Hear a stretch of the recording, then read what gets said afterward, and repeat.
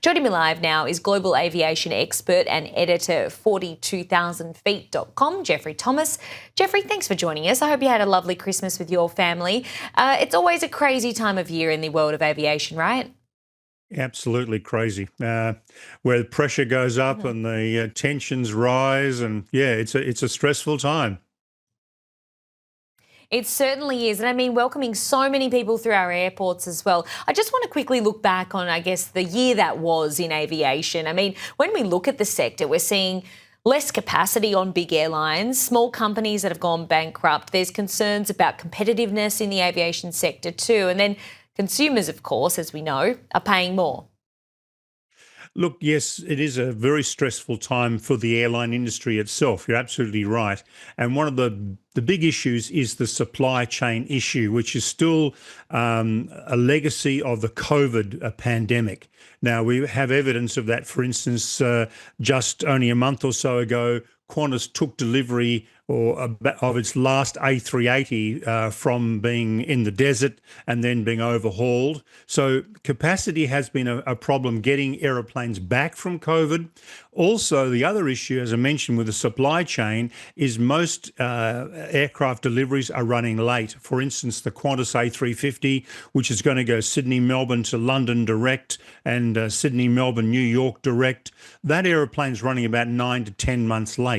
So this has been a major problem for airlines, having to keep older aircraft in the air longer than they want to, and also restricting capacity. Now, that's coming to an end, and hopefully 2026 is going to see increased capacity, which will then help to bring airfares back down. That's the hope. That is the hope for many people, and I'm sure many people watching today as well, Jeff. I mean, for me, there's a concern really, isn't there, with competitiveness in the market in the aviation sector. These smaller companies just can't seem to survive and go up against the bigger airlines. Do you see that changing in the any time soon? Look, I don't, unfortunately. You're absolutely right. It is a problem in Australia. We continually end up with two major airline groups. Jetstar is part of the Qantas group, of course.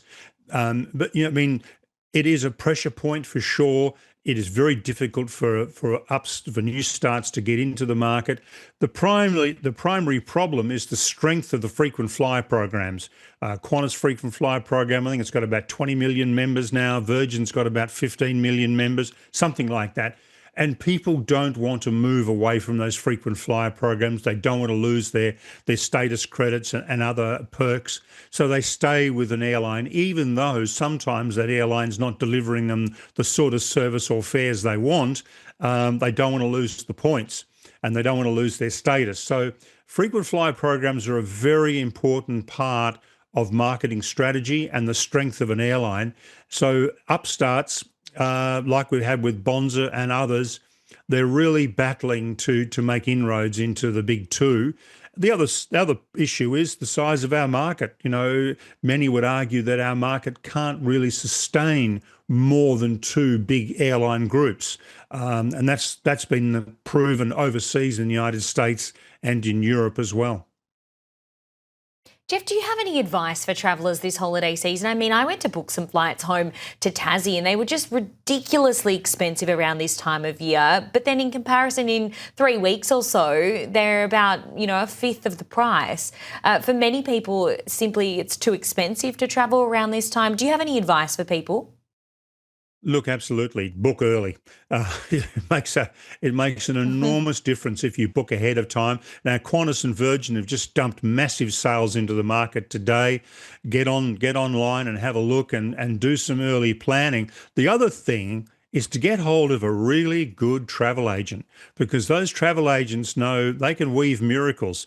And particularly when it comes to international flights, they'll book you on flights that you never thought existed, and they're really good airlines. So there's some interesting ways of getting around those higher fares. The main one is to book early, plan well ahead, and you're going to get the best deals for sure. Yeah, good advice. I want to talk to you about that story that I was reading just before we came to you, that there was this article out showing that Melbourne to Sydney, the route there has fallen in its popularity. It's been on the decline for a while though, right? Look, absolutely, Holly, you're spot on. In 2019, it was the second busiest air route in the world. Now, of course, enter COVID, and a lot of businesses have found other ways to communicate. And of course, the thing about Melbourne Sydney is it is a business route. It's not a leisure route; it's a business route. Whereas the other routes that are in the top 10, most of them are leisure routes or religious routes. So that's where the traffic comes from, whereas Melbourne Sydney is a business route. And I think during COVID, a lot of businesses thought, well, hang on, let's use Zoom, let's use Teams, let's do it another way. And I think that's part of the decline. And the number of seats available over the last few years on that Sydney-Melbourne route have also declined as well. So responding to the market demand. So while it's still very profitable, it's a very profitable route because it's a business route. It is on the decline. Okay, Geoffrey Thomas, we'll leave it there for today. Thank you as always for joining us on Sky News. Wishing you and your family a safe and happy new year. Thank you, and to the viewers.